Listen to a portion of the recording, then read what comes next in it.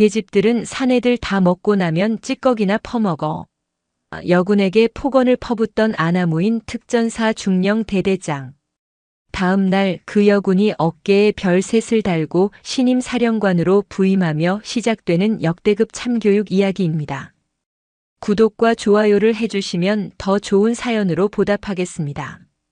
경기도 이천의 아침은 언제나 짙은 안개와 함께 시작되었다. 대한민국 육군의 심장이자 가장 날카로운 창, 특수전사령 부특전사의 거대한 위병소 너머로 늠름한 검은 베레의 용사들이 하루를 열고 있었다. 그들의 절도 있는 움직임과 굳게 담은 입술은 안 되면 되게 하라는 부대 신조를 온몸으로 증명하는 듯했다. 하지만 그 굳건해 보이는 군기 아래 낡고 병든 관행의 균열이 조금씩 벌어지고 있었다. 그 균열의 중심에는 제707 특수임무단 소속 김철규 중령이 있었다. 육사 출신이라는 자부심과 특전사 내 핵심 보직을 두루 거쳤다는 오만함으로 가득 찬 그는 자신의 계급을 권력 그 자체로 여겼다. 그의 주위에는 늘 비슷한 부류의 장교와 부사관들이 파리처럼 꼬였고 그들만의 견고한 성을 쌓아 올리며 부대를 조금씩 병들게 하고 있었다. 김중령의 권위는 병영식당에서 가장 노골적으로 드러났다. 그에게 배식줄이란 존재하지 않았다. 언제나처럼 정오가 되자마자 김중령은 자신의 측근인 정대위와 함께 식당으로 들어섰다. 이미 길게 늘어선 줄을 비웃기라도 하듯 그는 가장 앞으로 성큼성큼 걸어갔다. 병사들은 약속이라도 한 듯 옆으로 비켜서며 길을 열었다. 감히 누구도 그의 심기를 건드릴 엄두를 내지 못했다. 오늘 메뉴는 뭐냐? 취사병에게 던지는 그의 목소리에는 질문이 아닌 확인의 의도가 담겨 있었다. 김철규 중령님, 오늘 메인 메뉴는 돼지고기 김치찜입니다. 그래. 고기 많이. 비계는 빼고. 당연하다는 듯한 명령. 그는 식판을 받아들고는 자리를 살폈다. 그의 눈에 거슬리는 풍경이 들어왔다. 식당 한편에 마련된 여군 전용석이었다. 김철규가 이 부대로 온 이후 생긴 기이한 규칙이었다. 그는 공공연하게 계집들이 사내들과 겸상하는 것은 군기가 빠진 것이라며 여군들을 격리시켰다. 식사 순서 또한 모든 남군들의 배식이 끝난 후에야 여군들에게 허락되었다. 명백한 차별이었지만 누구 하나 감히 이 일을 제기하지 못했다. 저항의 대가가 얼마나 끔찍한지 모두가 알고 있었기 때문이다. 김중령의 눈에 갓 전입 온 듯한 박소미 하사가 다른 남군들과 멀찍이 떨어진 테이블에서 어색하게 식사를 시작하려는 모습이 들어왔다. 그는 들고 있던 숟가락으로 테이블을 거세게 내리쳤다. 쾅! 식당 안의 모든 소음이 순간 멎었다. 박 하사는 화들짝 놀라 어깨를 움츠렸다. 야! 박소미! 낮고 위압적인 목소리에 박 하사가 벌떡 일어섰다. 하사 박소미! 내가 지금 거기서 밥이 넘어가냐? 저기 네 선배들 아직 배식도 못 받고 줄 서 있는 거 안 보여? 사내들이 훈련하고 와서 배 채우는 게 먼저지 어디서 건방지게 먼저 숟가락을 들어. 죄송합니다. 박 하사의 얼굴이 새하얗게 질렸다. 그녀는 식판을 들고 어찌할 바를 몰랐다. 주변의 남군들은 못 본 척 고개를 숙이거나 일부는 조롱 섞인 미소를 지을 뿐이었다. 이것이 김철규가 만들어 놓은 특전사의 일그러진 풍경이었다. 그는 자신의 권력을 확인하듯 만족스러운 표정을 지으며 자리에 앉아 식사를 시작했다. 그 시각 부대 한편에서는 조용한 변화의 바람이 불어오고 있었다. 며칠 전 사령부 직할대로 전입 온 한 여군이 있었다. 전투복의 계급장도 부대 마크도 제대로 붙이지 않은 그녀의 정체를 아는 사람은 아무도 없었다. 그저 새로운 부사관이거나 잠시 파견 온 장교련이 짐작할 뿐이었다. 그녀의 이름은 오은수. 그녀는 말없이 부대 곳곳을 거닐며 병사들의 표정을 살피고 그들의 대화를 들으며 특전사의 공기를 온몸으로 느끼고 있었다. 그녀의 깊고 고요한 눈은 부대 깊숙이 자리한 병폐의 뿌리를 정확히 꿰뚫어 보고 있었다.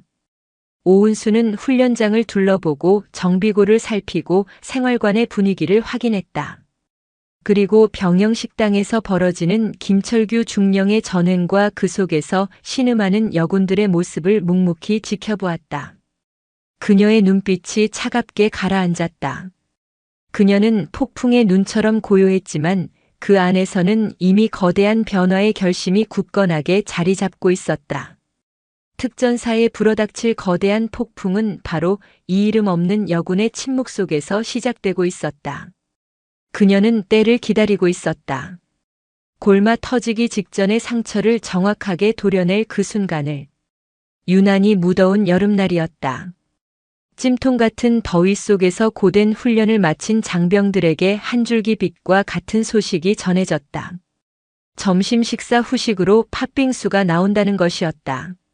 사소한 메뉴 하나에 병사들의 얼굴에 화색이 돌았다.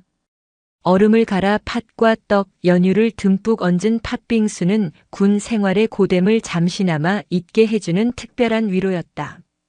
점심 배식이 시작되자 식당은 그 어느 때보다 활기가 넘쳤다. 특히 팥빙수를 배식하는 코너에는 긴 줄이 늘어섰다. 모두의 얼굴에는 즐거운 기대감이 서려 있었다. 오은수 역시 평범한 병사처럼 그 줄의 중간쯤에 서 있었다. 그녀는 주변 병사들이 나누는 소소한 대화에 귀를 기울이며 차례를 기다렸다. 그때였다.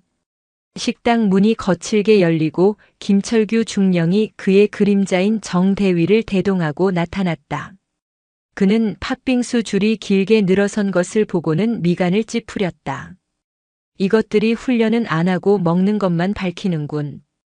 그는 늘 그랬던 것처럼 인파를 해치고 가장 앞으로 향했다. 병사들은 모세의 기적처럼 길을 터주었다. 당연한 권리라는 듯 김중령은 배식대 바로 앞에 섰다. 그런데 그의 앞을 가로막는 이가 있었다. 바로 오은수였다. 그녀는 미동도 없이 자신의 차례를 기다리고 있었다. 김철규의 얼굴이 일그러졌다. 감히 자신의 앞을 막아서는 존재가 있다는 사실 자체가 그에게는 모욕이었다. 그는 오은수의 어깨를 툭 치며 고압적으로 물었다. 어이, 거기, 어디 부대냐? 오은수가 천천히 고개를 돌려 그를 바라보았다. 그녀의 눈빛은 흔들림 없이 고요했다. 문제가 있습니까? 계급도 소속도 밝히지 않고 되묻는 그녀의 태도에 김철규의 눈썹이 꿈틀거렸다. 주변의 공기가 순식간에 차갑게 얼어붙었다. 문제가 있냐고. 내년 눈에는 이 줄이 안 보여. 남자들이 먼저 먹고 힘내서 나라 지켜야지. 어디서 계집이 먼저 팥빙수를 탐내고 있어. 김철규의 목소리가 쩌렁쩌렁하게 식당 전체에 울려 퍼졌다. 식사를 하던 모든 장병들의 시선이 그곳으로 쏠렸다. 몇몇 여군들은 사색이 되어 고개를 숙였다. 정대위가 옆에서 거들었다. 김중령님 새로 온 모양인데 아직 부대 규율을 잘 모르는 것 같습니다. 뒤로 가서 서라고 좋게. 시끄러워. 김철규는 정대위의 말을 끊고 오은수를 노려보며 한 걸음 다가섰다. 그는 오만함이 가득한 목소리로 내뱉었다. 넌 뭐 하는 년이냐? 못 알아들어? 여자년들은 사내들 다 먹고 나면 그때 찌꺼기나 퍼먹어. 그것은 단순히 거친 말이 아니었다. 한 인간의 존엄성을 송두리째 짓밟는 폭력이었다. 식당 안의 모든 이들이 숨을 죽였다. 하지만 오은수는 조금도 위축되지 않았다. 오히려 그녀의 허리는 꼿꼿하게 펴졌고 눈빛은 더욱 강렬해졌다. 군인은 계급과 성별 이전에 국가에 헌신하는 동등한 전우입니다. 식사 순서는 줄을 선 순서대로 하는 것이 가장 공평한 규율입니다. 뭐? 전우? 공평? 김철규는 기가 차다는 듯 헛웃음을 터뜨렸다. 그의 이성이 마침내 끊어졌다. 그는 오은수가 막 배식받아 들고 있던 식판을 거칠게 낚아챘다. 스테인리스 식판이 그의 소나귀에서 찌그러졌다. 그리고 다음 순간 그는 식판을 바닥에 그대로 내동댕이 쳤다. 쨍그랑. 날카로운 파열음과 함께 팥빙수와 반찬들이 사방으로 튀었다. 하얀 얼음과 검붉은 팥, 노란 단무지가 더러운 식당 바닥에 처참하게 흩어졌다. 그러나 김철규의 분노는 거기서 멈추지 않았다. 그는 자신의 군홧발로 바닥에 떨어진 음식을 가차없이 지식였다. 질겅거리는 소리와 함께 음식물은 형체를 알아볼 수 없는 쓰레기로 변했다. 그는 숨을 헐떡이며 오은수를 향해 손가락질했다. 이게 내년이 말하는 공평의 결과다. 이제 알겠어? 이 부대에서는 내가 법이고 내가 규율이야. 당장 꺼져. 식당은 완전한 침묵에 휩싸였다. 일부 장교들은 애써 외면했고 병사들은 공포에 질려 있었다. 박소미 하사를 비롯한 여군들은 차마 고개를 들지 못했다. 모욕감과 무력감에 눈시울이 붉어졌다. 오은수는 바닥에 짓밟힌 자신의 음식을 잠시 내려다보았다. 그리고 천천히 고개를 들어 김철규를 바라보았다. 그녀의 얼굴에는 분노도 슬픔도 두려움도 없었다. 그저 깊이를 알 수 없는 차가운 분노와 서늘한 결심만이 담겨 있었다. 그녀는 아무 말 없이 몸을 돌려 식당을 나갔다. 그 뒷모습은 패배자의 퇴장이 아니었다. 그것은 곧 불어닥칠 거대한 폭풍의 서막, 파국의 시작을 알리는 고요한 선전포고였다. 김철규는 승리감에 도취해 의기양양하게 헛기침을 했지만 등 뒤에서 느껴지는 서늘한 기운을 미처 깨닫지 못했다. 그는 자신이 방금 누구의 식판을 걷어찼는지 그리고 그 행동이 어떤 나비 효과를 불러올지 상상조차 하지 못하고 있었다. 식당 사건은 순식간에 부대 전체로 퍼져나갔다. 정체불명의 여군이 김철규 중령에게 대들다 박살이 났다는 소문은 온갖 추측과 험담을 동반하며 눈덩이처럼 불어났다. 대부분의 사람들은 그녀의 무모함을 비웃으며 역시 김중령님은 건드리면 안 된다고 수군거렸다. 김철규 중령은 자신의 권위를 다시 한번 과시한 것에 만족하며 자신에게 감히 맞섰던 여군의 신원을 파악해 본보기로 삼을 징계를 준비하라고 지시했다. 인사과에 연락해서 오늘부로 그 건방진 년 당장 원대 복귀시키든지 아니면 최전방 GOP로 날려버릴 준비해. 특전사에 어디서 저런 잡것이 굴러들어왔어. 정 대위에게 고함을 치는 그의 목소리는 자신감으로 가득 차 있었다. 그에게 오은수는 이미 끝난 존재였다. 하지만 소문의 파도는 다른 방향으로도 흘렀다. 특히 억압받던 여군들 사이에서는 비록 실패했지만 김중령의 폭력에 정면으로 맞선 그녀의 행동이 작은 파문을 일으켰다. 박소미 하사는 생활관 동기들과 모여 앉아 그날의 일을 곱씹었다. 그분 눈빛 봤어? 하나도 안 무서워하셨어. 오히려 김중령님을 한심하다는 듯이 쳐다보셨지. 그래도 너무 무모했어. 이제 그분은 군 생활 끝난 거나 다름없을 거야. 하지만 속은 시원하더라. 누군가 저렇게 말해주는 사람이 있다는 것만으로도. 그들의 대화에는 체념과 일말의 기대감이 뒤섞여 있었다. 그들은 오은수의 안위를 걱정하면서도 그녀가 쏘아 올린 작은 공이 무언가 변화를 가져오길 바라는 마음을 감추지 못했다. 한편 사건의 당사자인 오은수는 사령관 집무실 옆에 위치한 작은 접견실에서 조용히 시간을 보내고 있었다. 그녀는 짓밟힌 식판 대신 따뜻한 차 한 잔을 마시며 창밖을 내다보았다. 그녀의 마음은 놀랍도록 평온했다.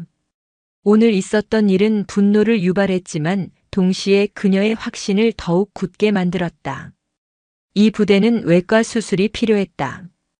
골문 부위를 도려내지 않으면 건강한 조직마저 모두 썩어버릴 것이 분명했다.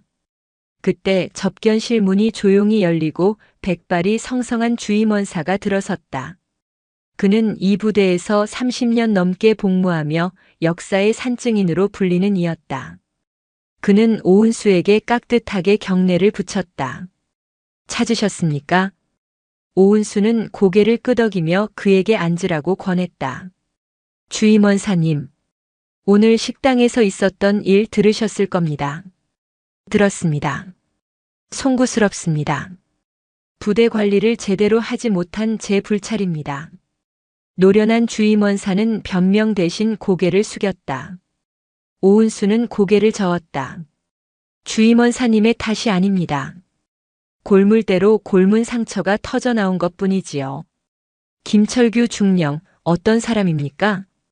주임원사는 잠시 침묵하다가 무겁게 입을 열었다. 능력은 출중한 장교입니다.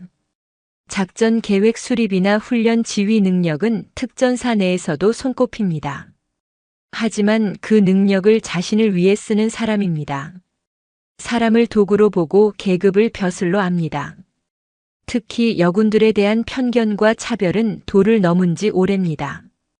그의 말은 오은수가 며칠간 직접 보고 겪은 것과 정확히 일치했다.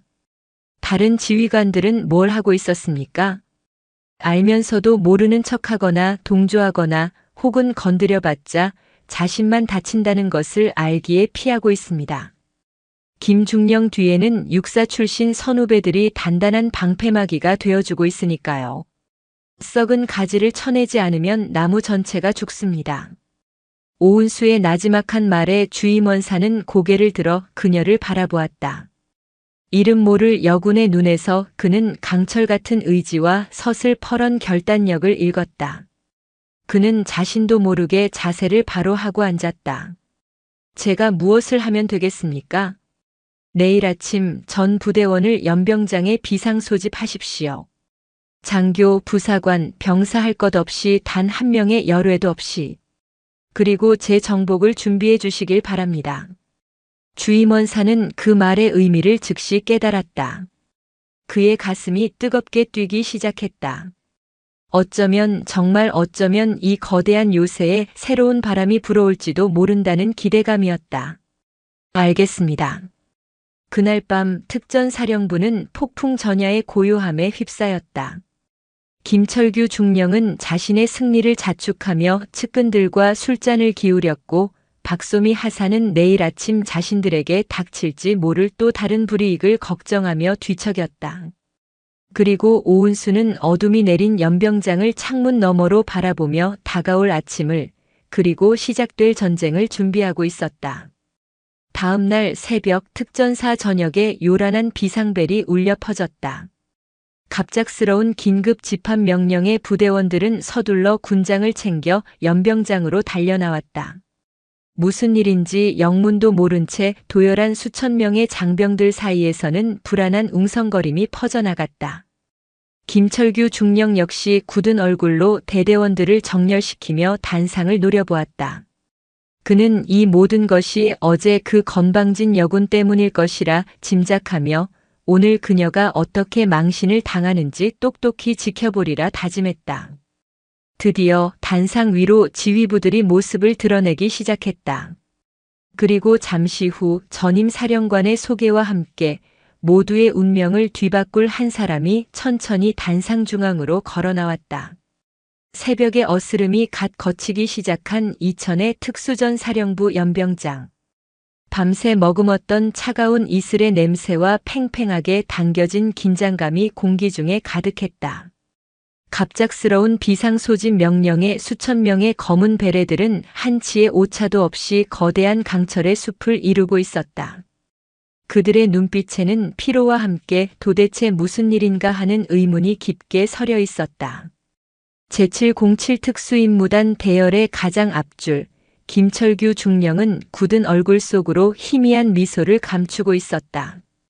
그의 머릿속은 오직 하나의 생각으로 가득했다. 그 건방진 계집. 어제 식당에서 감히 자신의 권위에 도전했던 이름 모를 여군. 오늘 이 자리에서 그녀가 어떻게 철저히 짓밟히고 조리돌림 당할지 그 장면을 상상하는 것만으로도 짜릿한 쾌감이 피어올랐다.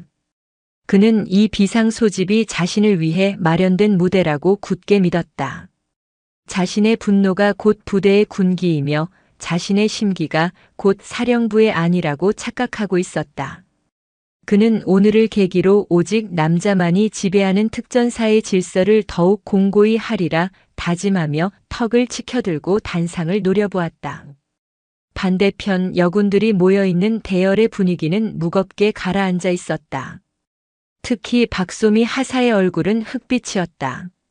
어제의 사건이 결국 전 부대적인 문제로 비화되었다는 생각에 온몸이 떨려왔다. 자신을 대신해 총대를 맸던 그 이름 모를 여군이 겪게 될 끔찍한 보복을 생각하니 죄책감과 무력감에 숨이 막혔다. 그녀의 동료들 역시 침통한 표정으로 서로의 눈치만 살피고 있었다. 희망보다는 체념이, 저항보다는 순응이 익숙한 그들에게 어제의 작은 반란은 결국 더 큰 절망을 불러오는 비극의 서막처럼 느껴졌다. 시간이 흐르고 마침내 단상 위로 지휘부 장성들이 모습을 드러냈다. 이윽고 이임하는 사령관이 마이크 앞에 섰다. 그의 목소리는 평소보다 무겁고 격앙되어 있었다. 그는 특전사의 빛나는 역사와 전통을 길게 이야기한 뒤 한숨과 함께 충격적인 발언을 이어갔다. 하지만 이처럼 자랑스러운 특전사에도 지금 썩은 부위가 자라나고 있다. 자신의 계급을 완장처럼 여기고 부하를 종처럼 부리며 심지어 성별을 이유로 전우를 차별하고 모욕하는 자들이 생겨나고 있다. 이것은 특전사의 정신을 좀먹는 가장 큰 적이다. 연병장이 술렁이기 시작했다. 김철규는 그 말이 자신을 향한 것이라고는 꿈에도 생각지 못한 채 오히려 그 여군을 징계하기 위한 포석이라 여기며 고개를 끄덕였다. 바로 그때 이임 사령관이 목소리를 높였다. 이제 나의 뒤를 이어 이 낡고 병든 관습을 뿌리 뽑고 특전사를 다시 가장 강하고 명예로운 부대로 이끌 신임 사령관을 여러분에게 소개한다. 모두의 시선이 단상 한쪽 끝으로 향했다. 그곳의 어둠 속에서 또렷한 구두 소리와 함께 한 인형이 걸어 나왔다. 한 걸음 한 걸음.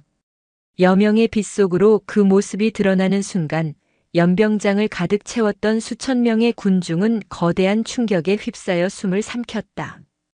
흡! 누군가의 입에서 터져나온 짧은 비명. 그것은 시작에 불과했다.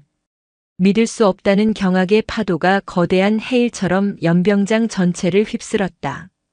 박소미 하사는 자신의 눈을 비볐다. 잘못 본 것이라 생각했다. 하지만 아니었다. 단상 중앙으로 걸어 나오는 그 사람은 분명 어제 식당에서 모욕을 당했던 바로 그 여군이었다. 그리고 김철규 중령. 그는 그 자리에 얼어붙었다. 그의 뇌는 눈앞의 광경을 현실로 받아들이기를 거부했다. 동공은 풀렸고 입은 벌어졌다. 심장이 바닥으로 추락하는 감각과 함께 온몸의 피가 차갑게 식어버렸다. 어제 자신이 뭐하는 년이냐고 모욕하고 찌꺼기나 퍼먹으라며 식판을 발로 짓밟았던 그 여인. 그녀의 어깨에서 동쪽에서 떠오르는 아침 햇살을 받아 서슬퍼렇게 빛나고 있는 것은 대한민국 육군 중장을 상징하는 세 개의 별 3스타였다. 신임 특수전 사령관 오은수 중장. 그녀의 등장은 그 자체로 하나의 거대한 폭탄이었다. 김철규의 머릿속에서는 어제의 기억이 파노라마처럼 스쳐 지나갔다. 자신의 오만한 목소리, 경멸에 찬 눈빛, 음식을 짓밟던 군홧발의 감촉까지. 그 모든 것이 거대한 부메랑이 되어 자신의 심장을 꿰뚫는 것 같았다. 다리가 후들거리고 식은땀이 비오듯 흘렀다. 세상이 무너지는 소리가 들리는 듯 했다. 그를 따르던 정대위를 비롯한 측근들 역시 사색이 되어 어찌할 바를 몰랐다. 그들은 자신들이 어제 무슨 짓을 저질렀는지, 그리고 이제 어떤 대가를 치르게 될지 깨닫고 공포에 질렸다. 반면 여군들의 대열에서는 침묵의 눈물이 흐르기 시작했다. 충격과 불신이 점차 환희와 감격으로 변해갔다. 억압받고 멸시당했던 세월, 당연하게 여겨졌던 차별과 모욕. 그 모든 서름을 단번에 씻어주는 강렬한 구원이었다. 박소미 하사는 주먹을 꽉 쥔 채 흐르는 눈물을 닦지도 못하고 단상 위의 사령관을 우러러보았다. 그녀는 신화의 탄생을 목격하고 있었다. 사령관께 대하여 경례. 지휘관의 구령이 연병장을 갈랐다. 김철규는 기계적으로 손을 들어 올렸지만 그의 손끝은 수치와 공포로 격렬하게 떨리고 있었다. 그는 감히 그녀와 눈을 마주칠 수 없었다. 오은수 사령관은 천천히 거수 경례를 받았다.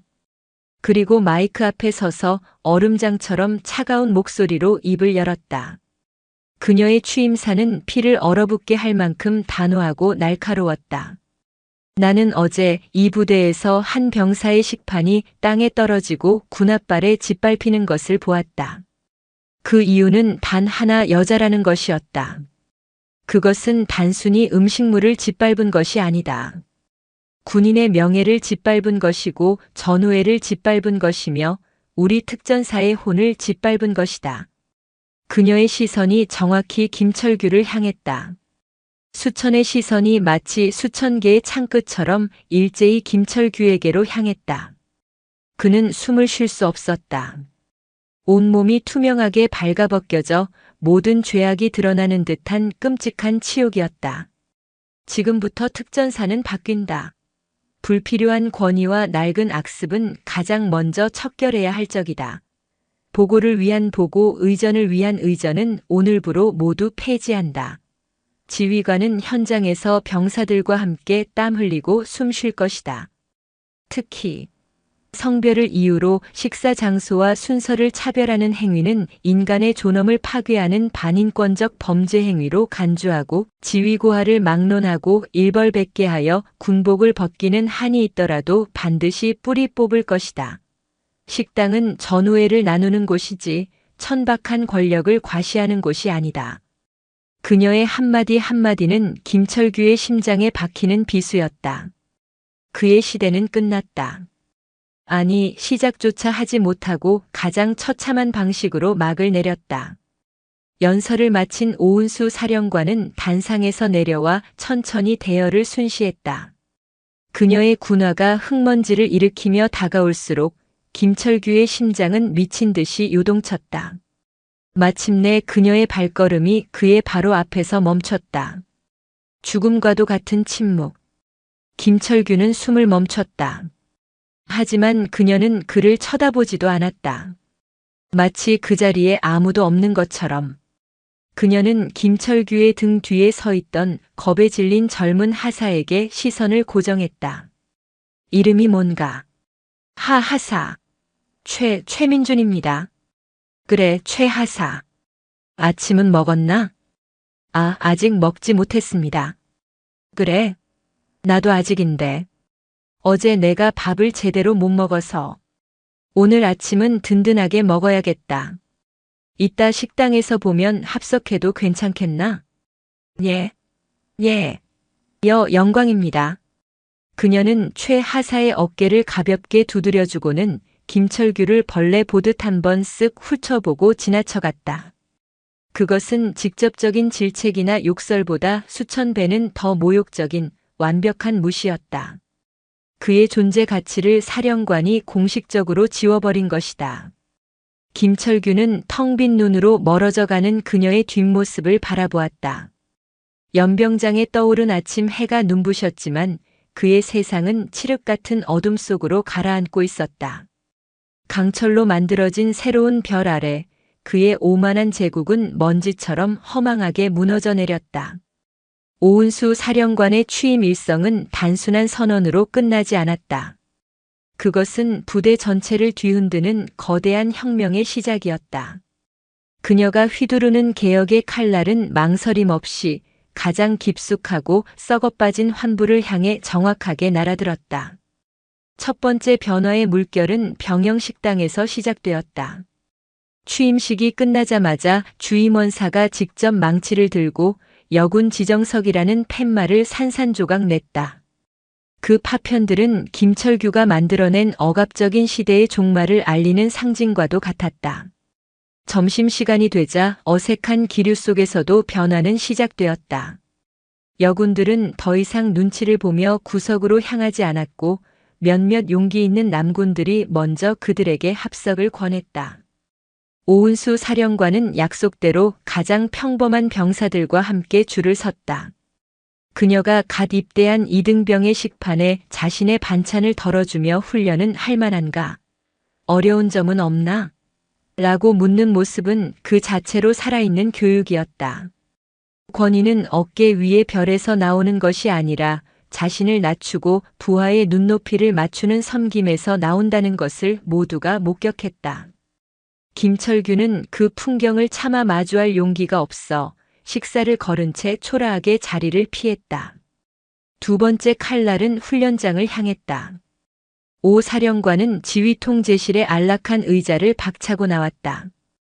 그녀는 완전 군장을 한 채 특수수색 훈련에 동행했다. 험준한 산악 지형을 병사들과 똑같이 주파했고 차가운 계곡물에 몸을 담그며 침투로를 개척했다. 처음에는 그녀의 행동을 보여주기식이라며 냉소적으로 바라보던 이들도 훈련 내내 단 한 번의 흐트러짐 없는 모습과 실전 경험에서 우러나온 날카로운 전술 지적에 혀를 내두를 수밖에 없었다. 3조. 현재 확보한 능선은 적의 관측에 완전히 노출된 지점이다. 50m 아래 숲을 지대로 즉시 이동해 은원패를 유지하도록. 기존의 교리는 탁상 공론일 뿐이야 실전에서는 지형을 읽는 자가 살아남는다. 그녀의 지시는 책상머리에서 나온 것이 아닌 피와 땀으로 체득한 생존의 언어였다. 병사들의 눈빛이 달라지기 시작했다. 불신의 시선은 경외와 존경으로 바뀌어갔다. 그녀는 더 이상 여군 사령관이 아닌 가장 신뢰할 수 있는 최선임 전우였다. 훈련 후 그녀는 병사들과 흙바닥에 주저앉아 전투 식량을 함께 먹으며 그들의 고충을 들었다. 이때 한 중사가 용기를 내어 고질적인 문제를 건의했다. 사령관님, 현재 보급된 야간 투시경은 20년도 더 된 구형 장비입니다. 야간 작전 시 시야각이 매우 좁고 해상도가 낮아 적 식별은커녕 동료와 부딪히기 일쑤입니다. 최신 장비를 갖춘 적과 마주친다면 우리는 눈뜬 장님이나 다름없습니다. 과거 같았으면 정신력으로 극복하라는 핀잔만 돌아왔을 말. 그러나 오은수는 달랐다. 그녀는 즉시 군수 참모와 작전 참모를 호출했다. 당장 전 부대의 노후 장비 실태를 전수조사해서 보고하도록. 특히 병사들의 생명과 직결되는 개인 전투 장비부터 최우선으로 교체 계획을 수립한다. 예산이 문제라면 내가 직접 국회로 찾아가서라도 받아오겠다. 우리 특전사 용사들이 고철 덩어리를 들고 사지로 나가는 일은 내 눈에 흙이 들어가기 전까지는 절대 없을 것이다. 그녀의 단호한 의지에 부대 전체가 들썩였다. 수십 년간 해결되지 않았던 수건이 드디어 풀리는가 하는 기대감이 부풀어 올랐다. 하지만 빛이 강할수록 그림자도 짙어지는 법. 오은수의 개혁이 속도를 낼수록 김철규를 중심으로 한 구세력의 저항도 교묘하고 집요해졌다. 그들은 공개적으로 반기를 들 용기는 없었지만 어둠 속에서 비열한 방식으로 그녀의 발목을 잡았다. 익명의 투서가 상급 부대에 날아들기 시작했다. 여군 사령관의 독단적 부대 운영으로 위계 질서 붕괴, 실전 경험 없는 이상주의적 개혁으로 전투력 약화 초래와 같은 악의적인 내용들이었다. 특히 장비 교체 사업은 그들의 집중 공격 목표가 되었다. 김철규는 자신의 인맥을 총동원했다. 그는 주말을 이용해 서울의 한 고급 한정식 집에서 육사 동기이자 군수사령부 핵심 보직에 있는 K 준장을 만났다. 형님, 지금 특전사 꼴이 말이 아닙니다. 오은수 그 여자 현실은 모르고 무조건 최신 장비로 바꾸자고 밀어붙이는데 이러다 국방 예산 다 거덜냅니다. 사업 타당성 검토를 좀 더 신중하고 길게, 아주 길게 끌어주셔야 합니다. 명분은 혈세 낭비 방지를 위한 정밀 심해 정도로 하면 충분하지 않겠습니까? 흠하지만 신임 사령관의 의지가 워낙 강해서 말이야. 형님, 저 여자가 저러다 사고 치면 우리 육사 라인 전체가 욕먹습니다. 특전사의 전통을 지키기 위한 충정이라고 생각해 주십시오. 이번 일만 막아주시면 제가 절대 잊지 않겠습니다. 김철규의 검은 속삭임은 효과가 있었다. 얼마 지나지 않아 야간 투시경 도입 사업은 예산 중복 투자 가능성 및 타 부대와의 형평성 문제라는 기상천외한 이유로 보류되었다. 일선 부대에서는 실망과 불만의 목소리가 터져나왔다. 그리고 그 불만의 화살은 교묘하게 오은수 사령관에게로 향했다. 역시 여자는 안 돼. 말만 번지르르 했지 결국 해내는 게 없잖아. 김철규가 퍼뜨린 독초의 씨앗이 조금씩 싹을 틔우기 시작했다. 오은수는 이 모든 것이 우연이 아님을 직감했다. 이것은 보이지 않는 적들의 조직적인 반격이었다. 그녀는 자신의 집무실에서 밤늦도록 관련 서류를 검토했다. 그녀의 눈빛은 분노가 아닌 차가운 결의로 불타고 있었다. 좋다. 어둠 속에서 칼을 휘두르겠다면 나 역시 어둠 속으로 직접 들어가 주겠다. 개혁의 칼날은 이제 저항의 뿌리를 향해 방향을 틀기 시작했다. 조용하고 은밀하게. 교묘한 방해 공작으로 개혁의 동력이 잠시 주춤하자 김철규 중령은 더욱 대담해졌다. 그는 이 기회에 오은수 사령관의 리더십에 회복 불가능한 치명타를 날릴 결정적 한 방을 계획했다. 단순한 회방을 넘어 그녀를 부도덕하고 무능한 지휘관으로 낙인 찍어 군복을 벗게 만들겠다는 무섭고도 치밀한 음모였다. 그의 시나리오는 완벽했다. 목표물은 최근 도입된 최신형 폭발물 원격 탐지 장비. 대당 수억 원을 호가하는 고가의 전략 자산이자 오은수 사령관이 직접 도입을 지시한 개혁의 상징과도 같은 물건이었다. 그리고 희생양은 박소미 중사진. 그녀는 사령관 부임 이후 누구보다 앞장서서 여군들의 권익을 대변하며 새로운 시대의 아이콘으로 떠오르고 있었다. 그녀를 무너뜨리는 것은 곧 오은수의 개혁 의지를 꺾는 것과 같았다. 김철규는 자신의 충복이자 현재 해당 장비가 보관된 군수 창고의 관리 책임자인 이진우 소령을 비밀리에 불렀다. 깊은 밤 인적이 끊긴 부대 후문의 비포장도로에 세워진 차 안에서 두 사람의 밀담이 이루어졌다. 이 소령, 자네도 지금 부대 돌아가는 꼴이 보이지? 계집 하나 때문에 특전사의 강철 같은 군기가 무너지고 있어. 이대로 두면 우리 모두 공멸이야. 하지만 중령님 너무 위험한 일입니다. 발각되기라도 하면. 이진우 소령의 목소리는 불안감에 떨리고 있었다. 그는 김철규에게 충성했지만 범죄에 가담할 생각까지는 없었다. 김철규는 그런 그의 어깨를 강하게 움켜쥐었다. 그의 눈빛은 뱀처럼 차갑고 교활했다. 위험? 이건 위험한 일이 아니라 부대를 구하는 궁극적인 결단이야. 장비 2세트를 빼돌려 잠시 숨겨두기만 하면 돼. 그리고 모든 정황이 박소미 그을 가리키도록 만드는 거지. 평소 불만이 많았던 여군이 사령관에게 반감을 품고 저지른 일. 그림 좋지 않나? 오은수는 지휘 책임을 지고 떠날 거고 우리는 다시 특전사를 바로 세우는 거야.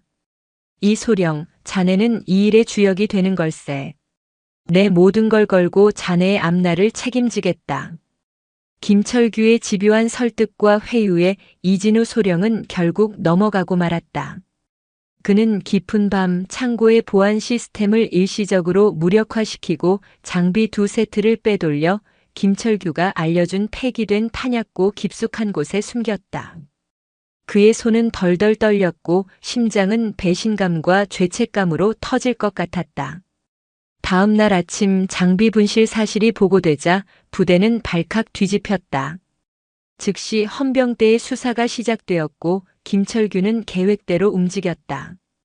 그는 간부 회의 석상에서 마치 크게 염려하는 척하며 교묘하게 여론을 조작했다. 참으로 통탄할 일입니다. 신임 사령관님께서 오신 뒤로 기강 회의가 도를 넘었다는 반증이 아니겠습니까? 특히 제가 듣기로는 어젯밤 창고 경계 근무자가 박소미 하사진이었다고 하던데 요즘 들어 부쩍 불만이 많고 행동이 튀는 것 같아 우려스럽던 참이었습니다. 그의 발언은 치명적이었다. 아무런 증거도 없었지만 사령관의 총애를 받는 여군이라는 프레임이 씌워지자 모든 의심이 박소미에게로 쏠렸다. 그녀는 곧바로 유력한 용의자로 지목되어 헌병대로 연행되었다.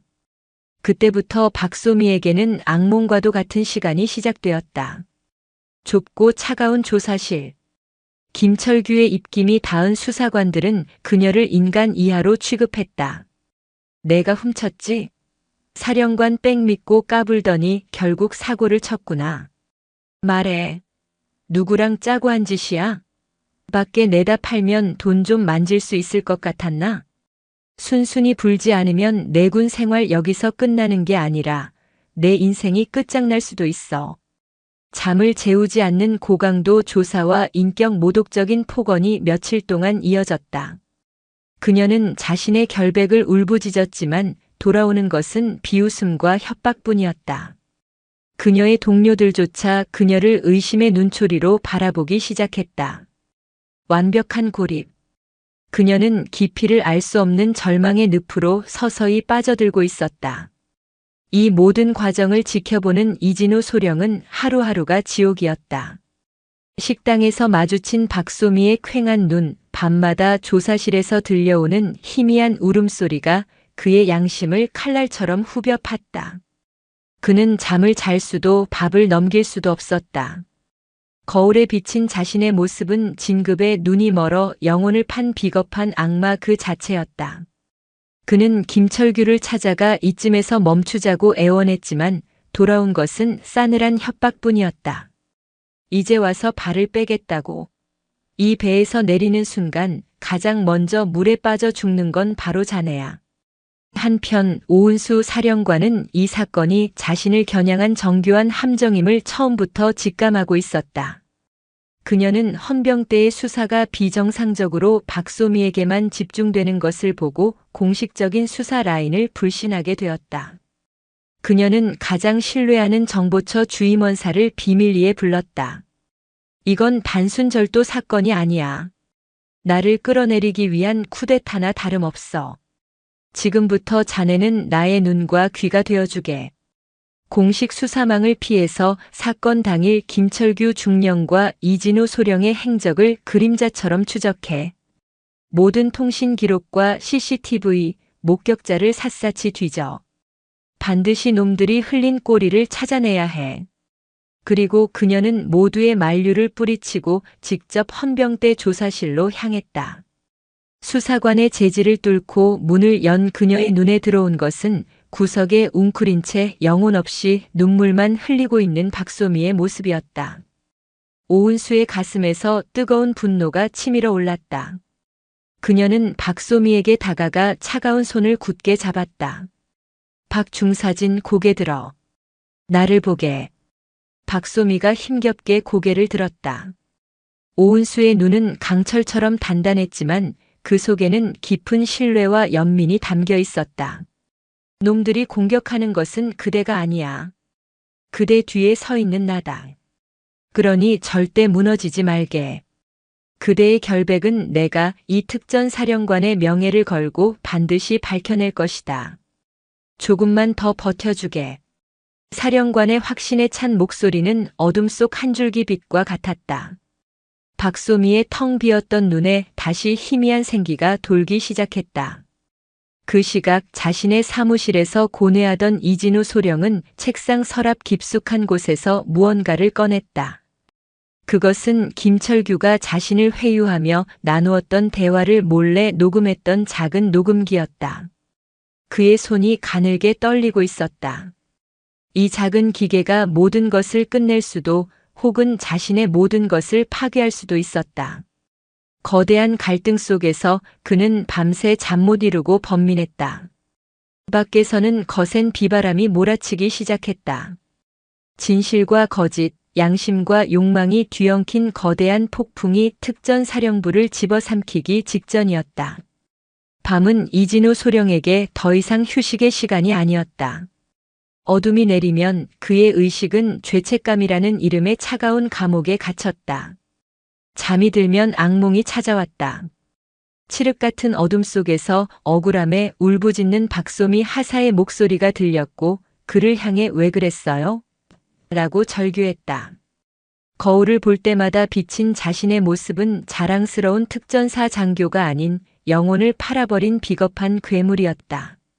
임관식 날 조국의 무궁한 영광을 위해 몸과 마음을 바치겠노라 선서했던 앳된 청년의 모습 위로 권력욕에 눈이 멀어 부하를 나락으로 밀어넣은 추악한 중년의 얼굴이 겹쳐졌다. 그는 밥을 넘기지 못했고 물조차 모래알처럼 껄끄러웠다. 그의 고통을 아는지 모르는지 김철규 중령의 음모는 한치의 오차도 없이 성공을 향해 달려가고 있었다. 박소미 하사는 군 기밀 유출 및 절도 미수라는 흉악한 혐의를 뒤집어 쓴 채 구속영장 실질 심사를 앞두고 있었다. 부대 내 여론은 완전히 돌아섰다. 그녀를 동정하던 이들조차 아니 땐 굴뚝에 연기 나려며 수군거렸다. 오은수 사령관의 리더십은 부임 이래 최악의 위기에 봉착했다. 그녀가 추진하던 모든 개혁은 군기 회의의 결과라는 오명 아래 동력을 잃고 멈춰섰다. 운명의 날 이진우 소령은 착잡한 심정으로 부대 정문을 서성이고 있었다. 그때 위병소 앞으로 허름한 승용차 한 대가 멈춰섰다. 차에서 내린 것은 잔뜩 겁에 질린 표정의 중년 부부였다. 행색과 손에 든 보따리로 보아 면회를 온 박소미 하사의 부모님임이 분명했다. 그들은 어쩔 줄 몰라 하며 위병 근무자에게 딸의 안부를 물었지만 돌아오는 것은 원론적인 답변뿐이었다. 박 하사의 어머니는 결국 참지 못하고 그 자리에 주저앉아 통곡하기 시작했다. 우리 소미가 우리 착한 딸이 그럴 리가 없어요. 제발 우리 딸 좀 만나게 해주세요.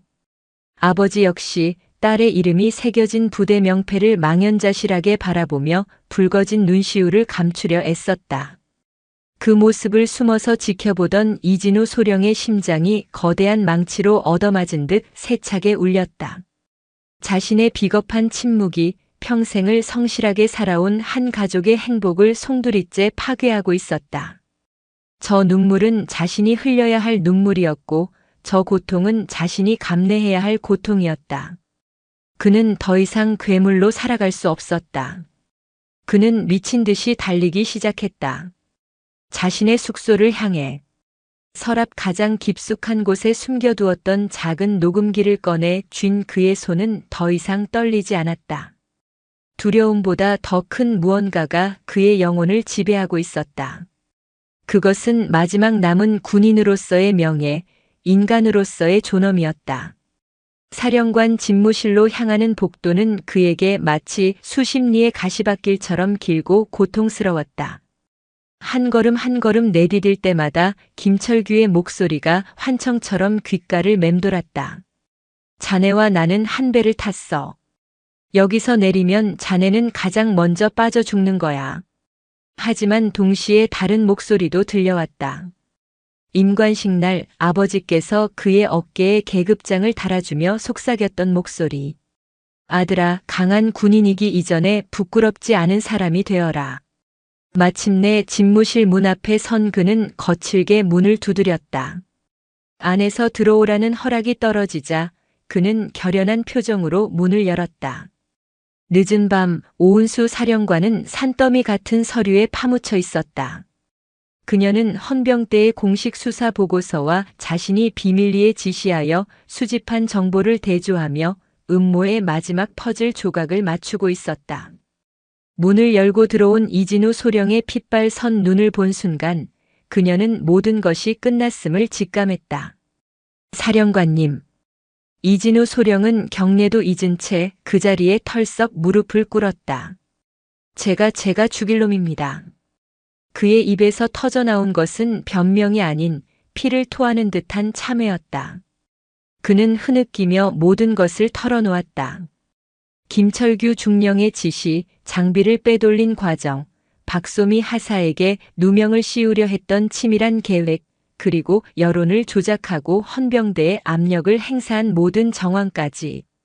그의 고백은 본물처럼 터져나왔다.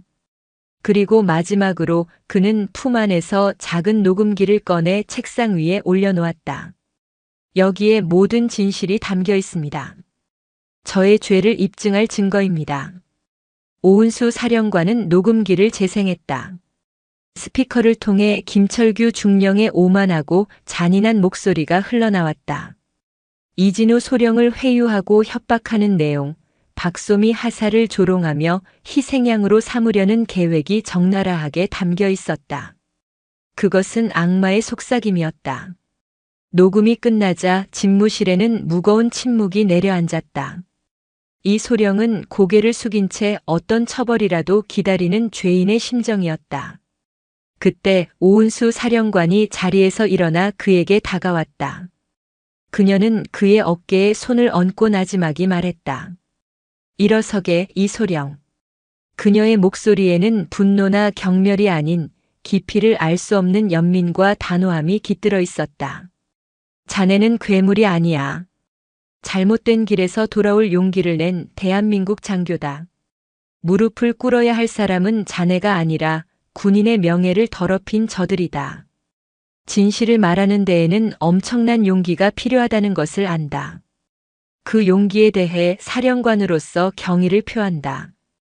그녀의 말에 이진우 소령은 참았던 눈물을 터뜨렸다. 그것은 구원의 눈물이었다. 오은수 사령관은 지체하지 않았다. 그녀는 즉시 군 최고 사법기관인 고등군사법원 검찰부에 직통 전화를 걸었다. 특전사령관 오은수 중장이다. 본관은 지금 부대 내에서 발생한 장비 분실 사건의 전모를 파악했다. 이것은 단순 절도 사건이 아닌 지휘 체계를 무너뜨리고 무고한 부하를 희생시키려 한 반란에 준하는 중대 범죄다. 결정적인 증거와 증인을 확보했으니 내일 동이 트는 즉시 관련자 전원을 증거인멸의 우려가 없도록 신속하게 체포 및 압수수색을 진행해 주기 바란다. 이 작전의 보안은 내가 책임진다. 그녀의 목소리는 강철처럼 차갑고 흔들림이 없었다. 어둠 속에서 숨죽여왔던 진실의 목소리가 이제 거대한 폭풍이 되어 부패한 심장을 향해 돌진하기 시작했다. 그날 밤 사령부 외곽에서는 아무도 모르게 군 검찰 수사관들과 특임대 병력이 조용히 집결하고 있었다. 거대한 바벨탑이 무너지기 직전의 고요한 새벽이었다. 다음 날 아침 특전사령부 대회의실에서는 주간 작전회의가 한창이었다. 김철규 중령은 의기양양하게 회의를 주도하고 있었다. 박소미 하사의 구속이 임박했다는 소식은 그에게 완벽한 승리를 예감케 했다. 그는 오은수 사령관이 앉아있는 상석을 짐짓 외면하며 보란듯이 부대의 군기 해이 문제를 지적하고 있었다. 사령관님께서 부임하신 이후 부대 내 자유로운 소통을 강조하신 점은 좋으나 일부 하급자들이 이를 오해하여 상급자에 대한 예의와 군기를 잃어가고 있습니다. 이번 장비 분실 사건이야말로 바로 그때였다. 회의실의 육중한 문이 거칠게 열렸다. 모두의 시선이 문으로 향했다. 그곳에는 군 검찰을 상징하는 견장을 단 소장 계급의 장성이 서슬퍼런 표정으로 서 있었고 그의 뒤로는 완전 무장한 헌병 특임 대원들이 도열해 있었다. 회의실의 공기가 순식간에 얼어붙었다. 검찰부장은 회의장을 가로질러 망설임 없이 김철규 중령에게로 향했다. 그는 주머니에서 푸른색 표지의 문서를 꺼내 들고 얼음처럼 차가운 목소리로 낭독하기 시작했다. 제707 특수임무단 김철규 중령. 그대를 군용물 절도, 직권 남용, 무고, 상관 모욕 및 군사기밀보호법 위반 혐의로 법관이 발부한 영장에 의거하여 현 시간부로 긴급 체포한다. 뭐라고? 무슨 소리야? 이건 함정이다. 김철규의 얼굴이 새하얗게 질렸다. 그는 상황을 파악하지 못한 채 고함을 쳤다. 그러나 검찰부장은 눈 하나 깜짝하지 않고 특임대원들에게 턱짓했다. 2명의 거구의 대원이 다가와 그의 양팔을 우악스럽게 붙잡았다. 이거나 날 놓으라고. 내가 누군 줄 알고. 그가 발버둥 치는 순간 철컥하는 차가운 금속음과 함께 그의 손목에 수갑이 채워졌다. 그가 평생 자랑스러워했던 육사 졸업 반지가 수갑의 강철 위에서 공허하게 빛났다. 어제까지 세상을 호령하던 그의 권위는 차가운 쇳덩이 앞에서 산산조각 났다. 그는 회의실에 앉아있는 동료들을 향해 필사적으로 소리쳤다. 이건 오은수 저 여자가 꾸민 계략이야. 다들 보고만 있을 건가? 하지만 그에게 돌아오는 것은 경멸과 냉소 혹은 공포에 질린 외면뿐이었다. 그의 바벨탑이 무너지는 순간 그 아래에는 단 한 명의 동지도 남아있지 않았다. 그의 체포를 신호탄으로 거대한 수사망이 부대 전체를 덮쳤다. 그의 측근이었던 정대위를 비롯한 동조자들은 줄줄이 소환되었다. 그들은 취조실에 앉자마자 서로에게 책임을 떠넘기며 자신이라도 살기 위해 김철규의 모든 비행을 앞다투어 불기 시작했다. 그들의 비겁한 배신 속에서 이진우 소령의 용기 있는 고백은 더욱 빛을 발했다. 같은 시각 오은수 사령관은 헌병대 구금 시설을 직접 찾았다. 그녀는 자신의 손으로 굳게 닫힌 철문을 열었다. 며칠 밤낮의 고된 조사로 헬쑥해진 박소미 하사는 창문 없는 감방 구석에 웅크리고 있었다. 문이 열리는 소리에 고개를 든 그녀는 눈앞에 서 있는 사령관의 모습을 보고 자신의 눈을 의심했다. 사령관님, 고생 많았네, 박 중사. 이제 다 끝났어. 집으로 돌아가자. 오은수는 하사가 아닌 중사라고 불렀다. 그녀의 진급 심사가 억울하게 보류되었음을 알고 있었기 때문이었다. 그 한마디에 박소미는 참았던 모든 서름을 터뜨리며 아이처럼 오열했다. 오은수는 그녀를 말없이 안아주었다. 그것은 차가운 계급 관계가 아닌 한 인간이 다른 인간에게 주는 가장 따뜻한 위로였다.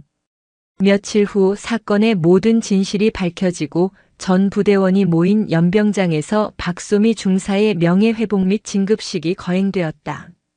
오은수 사령관은 단상에 올라 모든 부대원 앞에서 고개를 숙였다. 본관은 부당한 권력으로부터 내 부하 하나를 지켜주지 못했다. 이 자리를 빌려 박소미 중사와 이 일로 상처받았을 모든 장병에게 사령관으로서 진심으로 사과한다. 오늘의 이 과오를 뼈에 새겨 다시는 우리 특전사에 이런 부끄러운 역사가 반복되지 않도록 하겠다. 사령관의 진심 어린 사과에 연병장은 우레와 같은 박수와 함성으로 가득 찼다.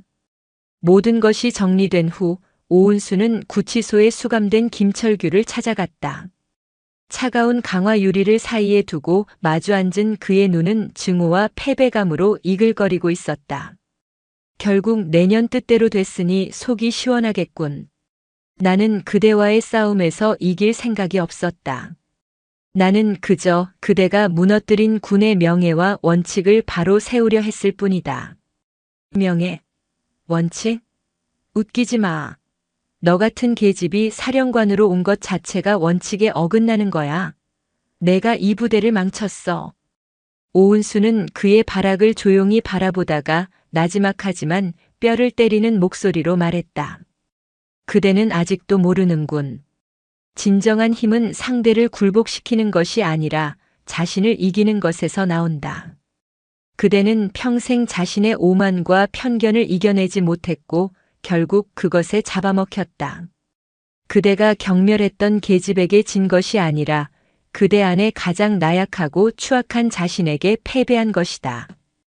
그대가 입고 있는 죄수복은 그 패배의 증거일 뿐이다. 그녀의 말은 예리한 칼이 되어 그의 마지막 남은 자존심마저 갈갈이 찢어 놓았다. 김철규는 아무런 반박도 하지 못했다. 그는 텅 빈 눈으로 허공을 응시했다. 오만과 독선으로 쌓아 올렸던 거대한 바벨탑이 그의 내면에서부터 완전히 붕괴되어 먼지처럼 흩어지고 있었다. 군사재판은 일사천리로 진행되었다. 김철규가 저지른 죄목들은 특전사의 명예를 근본부터 뒤흔든 중대한 범죄로 다루어졌다. 재판정에서 그는 끝까지 자신의 잘못을 뉘우치지 않고 오은수 사령관에 대한 개인적인 원망과 조직에 대한 불만만을 토로했다. 그의 뻔뻔한 태도는 심판의 무게를 더욱 무겁게 만들었다. 결국 군사법원은 그에게 불명예 전역과 함께 10년이 넘는 중형을 선고했다. 한때 특전사에 떠오르는 별이었던 그의 군 경력은 가장 치욕적인 5점으로 마침표를 찍었다. 그에게 동조하고 부역했던 이들 역시 각각의 죄과에 따라 강등, 보직, 해임, 정직 등 엄중한 처벌을 피하지 못했다.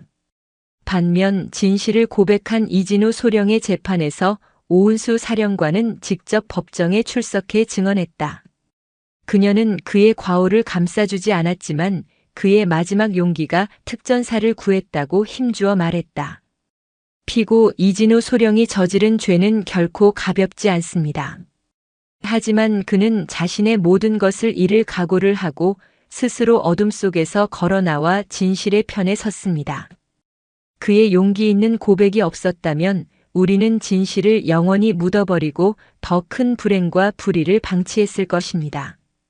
부디 한순간의 과오가 아닌 스스로를 바로잡으려 했던 그의 마지막 군인 정신을 참작하여 주시길 바랍니다. 사령관의 진심 어린 변론은 배심원들의 마음을 움직였다. 재판부는 그의 공로를 인정하여 그에게는 이례적으로 가벼운 감봉 3개월의 징계를 선고했다.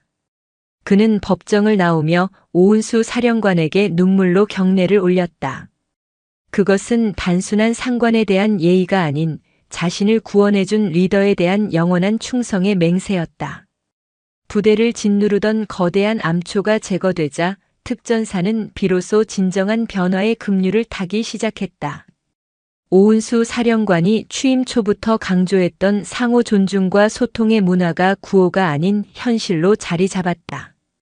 훈련의 강도는 이전보다 훨씬 혹독해졌지만 그 과정에서 인격 모독적인 폭언이나 비합리적인 얼차려는 완전히 사라졌다. 대신 과학적인 데이터에 기반한 훈련 프로그램과 병사 개개인의 신체적, 심리적 상태를 고려한 맞춤형 지도가 도입되었다. 변화는 곳곳에서 나타났다. 모의 침투 훈련 중 한 젊은 여군 하사가 기존의 교리에 얽매이지 않고 드론을 활용한 새로운 기만 전술을 제안했다. 과거 같았으면 건방지다는 핀잔을 들었을 의견이었지만 대대장은 그의 의견을 경청하고 즉시 작전에 반영했다. 결과는 대성공이었다. 전술 토의 시간에는 이등병과 대대장이 계급장을 떼고 자유롭게 의견을 나누는 모습이 더 이상 낯설지 않았다. 실수는 질책의 대상이 아니라 보완하고 성장해야 할 데이터로 취급되었다. 두려움이 사라진 자리에는 자발적인 헌신과 뜨거운 전우애가 채워졌다. 특전사는 그 어느 때보다 강하고 단단한 조직으로 거듭나고 있었다. 몇 년의 세월이 흘렀다. 모범수로 감형되어 출소한 김철규는 사회에 적응하지 못하고 방황했다. 군대 밖의 세상은 계급과 명령으로 움직이지 않았다. 평생을 군인으로 살아온 그에게 남은 것은 아무것도 없었다. 그는 절망 속에서 스스로 생을 마감할 생각까지 했다. 그러던 어느 날 한 작은 무료급식소에서 묵묵히 배식 봉사를 하는 것으로 소일하기 시작했다. 누군가에게 무언가를 베푸는 행위를 통해 그는 아주 조금씩 삶의 의미를 찾아가고 있었다. 어느 겨울날 봉사를 마치고 돌아서는 그의 앞에 익숙한 얼굴이 나타났다. 어느덧 중령으로 진급한 이진우였다. 그는 이제 한 특전대대를 훌륭하게 지휘하는 모두에게 존경받는 지휘관이 되어 있었다. 김철규는 차마 그의 얼굴을 보지 못하고 고개를 떨구었다. 나를 비웃으러 왔나? 아닙니다. 이진우는 따뜻한 음료가 담긴 캔을 건네며 담담하게 말했다. 사령관님께서 아니, 지금은 전역하셨으니 오은수 장군님께서 전해주시라는 말씀이 있어 찾아왔습니다. 김철규는 놀라 고개를 들었다. 그분께서는 실패는 끝이 아니라 다른 길을 알려주는 이정표라고 하셨습니다. 군인 김철규의 인생은 끝났지만 인간 김철규의 인생은 이제부터 시작이라고.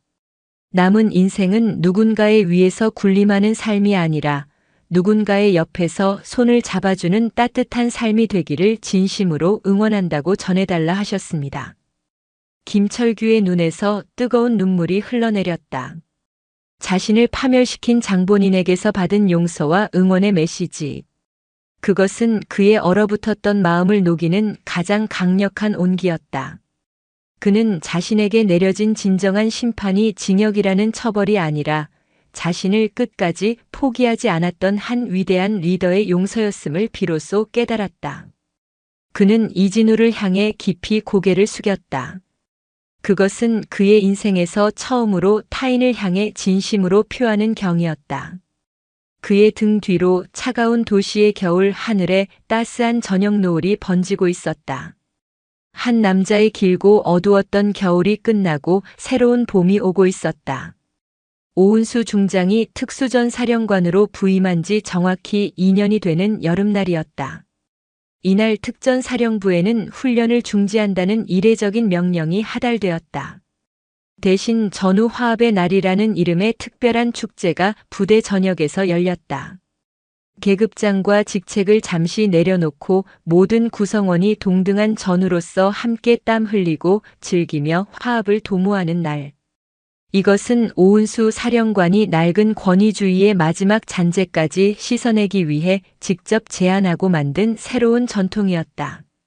연병장에서는 축구와 족구 경기가 한창이었고 강당에서는 부대원들의 장기자랑이, 생활관 앞에서는 소소한 다과회가 열렸다. 부대 전체가 생동하는 에너지와 건강한 웃음소리로 가득했다. 더 이상 누구도 타인의 눈치를 보거나 부당한 위계에 억눌리지 않았다. 그들의 얼굴에는 대한민국 최정예 부대원이라는 자부심과 서로를 향한 굳건한 신뢰만이 빛나고 있었다. 707 특수임무단의 한 훈련장. 이제는 부대에서 가장 존경받는 선임 부사관 중 한 명이 된 박소미 상사는 갓 전입 온 신임 여군 하사의 레펠 훈련을 지도하고 있었다. 잔뜩 겁을 먹고 11m 높이의 모형탑 끝에서 망설이는 후배에게 박 상사는 윽박지르는 대신 조용히 다가가 안전 로프를 다시 한번 확인해 주었다. 괜찮아, 김하사. 누구나 처음은 무서운 법이야. 중요한 건 저 아래 바닥을 보는 게 아니라 널 단단히 붙잡고 있는 이 로프와 내 자신을 믿는 거야. 아래에는 내가 있고 내 옆에는 전우들이 있어. 넌 혼자가 아니야. 그녀의 차분하고 따뜻한 격려에 김하사는 깊게 숨을 들이쉰 뒤 마침내 용기를 내어 힘차게 벽을 박차고 뛰어내렸다. 능숙하고 안정적인 자세로 하강을 마친 후배의 어깨를 두드리며 박 상사는 2년 전 모든 것이 절망스러웠던 자신을 떠올렸다. 만약 그때 사령관님이 자신의 손을 잡아주지 않았다면 지금의 자신은 없었을 것이다. 그녀는 이제 자신이 받은 그 믿음과 용기를 후배들에게 몇 배로 돌려주고 있었다. 그것이 그녀가 배운 진정한 군인 정신이었다. 같은 시각 특전대대장으로서 부대를 지휘하고 있는 이진우 중령은 연병장에서 펼쳐지는 축구 경기를 흐뭇하게 바라보고 있었다. 그의 부대는 남군과 여군이 완벽하게 조화를 이룬 혼성팀을 꾸려 막강한 전력을 자랑하고 있었다. 여군 저격수가 골키퍼를 맡고 여군 부사관이 최전방 공격수로 활약하는 모습은 더 이상 낯선 풍경이 아니었다. 실력과 역할만이 존재할 뿐 성별이라는 낡은 잣대는 그 어디에도 없었다. 그는 문득 저 멀리 사령부 본청 테라스에서 말없이 부대원들을 내려다보는 오은수 사령관의 모습을 발견했다. 지난 몇 년간 그녀가 걸어온 길은 결코 순탄치 않았다. 보이지 않는 저항과 뿌리 깊은 편견에 맞서 싸워야 했고 때로는 거대한 외로움과 싸워야 했다. 하지만 그녀는 단 한 번도 흔들리거나 포기하지 않았다. 그녀는 진정한 강함이란 무엇인지, 진정한 리더십이란 어떤 것인지를 온몸으로 증명해 보였다. 이진우는 그녀 덕분에 자신의 군 생활이, 아니 인생이 구원받았음을 알고 있었다.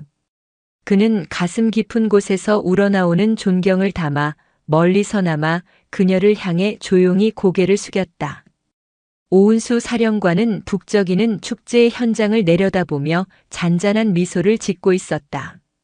그녀의 집무실 책상 위에는 낡은 사진 한 장이 놓여 있었다. 갓 소위로 임관했던 시절 자신을 유난히 아꼈지만 여군이라는 이유로 핵심 보직에 추천해주지 못했던 옛 연대장과 함께 찍은 사진이었다. 그녀는 그를 원망하지 않았다. 그 역시 시대의 한계 속에 갇혀 있었을 뿐이다. 그녀는 다만 자신의 후배들은 더 이상 그런 보이지 않는 유리 천장 앞에서 좌절하지 않기를 바랐다. 그리고 지금 그녀의 눈앞에 펼쳐진 풍경은 그 바람이 현실이 되었음을 보여주고 있었다. 그녀는 조용히 자리에서 일어나 축제의 가장 중심 병영식당으로 향했다. 오늘의 특별 메뉴는 2년 전 그날처럼 팥빙수였다. 식당 안은 그야말로 인산인해를 이루었다. 하지만 그 속에는 어떤 무질서나 다툼도 없었다. 모두가 웃으며 서로를 배려하며 길게 줄을 늘어섰다. 오은수 사령관 역시 전투복 소매를 걷어붙인 채 병사들과 어깨를 나란히 하고 줄의 맨 뒤에 섰다. 그녀의 등장에 잠시 주변이 술렁였지만 이내 모두들 익숙하다는 듯이 다시 자신들의 대화에 집중했다. 사령관이 그들과 함께하는 것은 이제 특별한 이벤트가 아닌 당연한 일상이었기 때문이다. 그녀의 차례가 되었을 때 배식대 반대편에서 박소미 상사가 환하게 웃으며 그녀를 맞았다. 사령관님 오셨습니까? 오늘은 제가 직접 만들어 드리겠습니다. 특별히 파치랑 떡 많이, 연유는 듬뿍 뿌려 드릴까요? 하하, 좋지. 박 상사가 만들어주는 거라면 뭔들 맛이 없겠나. 두 사람은 마치 친한 자매처럼 정답게 이야기를 나누며 팥빙수를 만들었다. 그 모습 주위로 다른 병사들이 자연스럽게 모여들었다. 사령관님, 어제 저희 대대 전술 훈련 보셨습니까? 제가 개발한 기만 작전이 아주 제대로 먹혔습니다. 사령관님, 다음 주 휴가 나가는데 여자친구한테 무슨 선물을 해야 할지 모르겠습니다. 조언 좀 부탁드립니다. 계급과 격식을 허문 소통의 장. 오은수는 한 사람 한 사람의 눈을 맞추며 진심으로 그들의 이야기에 귀를 기울였다. 이것이 그녀가 꿈꾸던 군대의 모습이었다. 바로 그때 식당 입구에 들어서는 한 중년 남성의 모습이 그녀의 눈에 들어왔다. 말끔한 캐주얼 차림이었지만 굳게 담은 입술과 긴장한 기색이 역력한 그는 바로 김철규였다. 그는 오늘 이진우 중령의 조심스러운 초대를 받고 몇 년 만에 처음으로 부대를 방문했다. 그는 차마 소란스러운 식당 안으로 들어오지 못하고 입구에서 망설이고 있었다. 과거 자신이 군림했던 공간, 그러나 이제는 자신이 이방인이 되어버린 그곳이었다. 오은수는 들고 있던 팥빙수 그릇을 박소미 상사에게 잠시 맡기고 그에게로 천천히 걸어갔다. 웅성거리던 식당 안이 순간 조용해졌다. 모두의 시선이 두 사람에게로 향했다. 오랜만입니다, 김 선생님. 잘 지내셨습니까? 그녀의 목소리는 한없이 평온했다. 김철규는 고개를 숙인 채 차마 그녀를 마주보지 못했다. 제가 감히 이곳에 와도 되는지 모르겠습니다. 여기는 김 선생님께서 젊음을 바쳐 헌신했던 곳입니다. 당연히 오실 자격이 있습니다. 오히려 이렇게 좋은 날 잊지 않고 찾아주셔서 제가 더 감사합니다. 그녀는 그의 어깨를 가볍게 두드리며 식당 안쪽 창가에 마련된 조용한 자리로 그를 이끌었다. 잠시 후 박소미 상사와 이진우 중령이 팥빙수 3그릇을 들고 그들의 테이블로 다가왔다. 김철규는 자신 때문에 씻을 수 없는 상처를 입었던 두 사람의 얼굴을 보자 더욱 고개를 들 수 없었다. 하지만 박소미는 원망의 눈빛 대신 맑게 웃으며 팥빙수 그릇 하나를 그의 앞에 놓았다. 선생님 드십시오. 오늘 날씨가 참 덥습니다. 그녀의 목소리에는 어떤 가시도 그늘도 없었다. 모든 것을 용서하고 과거를 흘려보낸 자만이 가질 수 있는 평온함이었다. 오은수가 수저를 들어 자신의 팥빙수를 한 숟갈 떠서 그의 그릇에 담아주었다. 이것은 제가 사는 겁니다. 2년 전에 제가 한 그릇 빚진 게 있어서 말입니다. 그녀의 위트 있는 말에 김철규는 끝내 참았던 눈물을 터뜨렸다. 그는 수저를 들어 떨리는 손으로 팥빙수를 한 입 떠먹었다. 차갑고 달콤한 맛이 입안에 퍼지는 순간 그의 가슴 속에 응어리져 있던 마지막 후회와 죄책감, 원망의 찌꺼기들이 눈물과 함께 녹아내리는 것 같았다. 그것은 단순한 음식이 아니었다. 용서와 화해, 그리고 새로운 시작을 의미하는 성찬이었다. 개혁가와 피해자, 용기 있는 고백자와 참회한 과오자. 한때는 결코 함께할 수 없을 것 같았던 네 사람이 한 테이블에 앉아 계급과 과거의 벽을 허물고 조용히 팥빙수를 나누어 먹고 있었다. 오은수는 창밖을 바라보았다. 운동장에서는 여전히 함성이 터져 나왔고 생활관에서는 기타 소리와 노랫소리가 울려 퍼졌다. 젊고 건강한 특전 용사들이 만들어내는 희망의 교향곡이었다. 그녀는 자신이 이룬 것이 개혁이 아니라 그저 모든 것을 제자리로 되돌려 놓은 것뿐임을 깨달았다. 군대는 본래 강해야 하고 강함은 서로를 존중하고 신뢰하는 것에서부터 비롯되는 것이었다. 그녀는 조용히 미소 지었다. 진정한 리더십이란 권위의 별을 다는 것이 아니라 전우들의 가슴 속에 꺼지지 않는 희망의 별을 심어주는 것임을.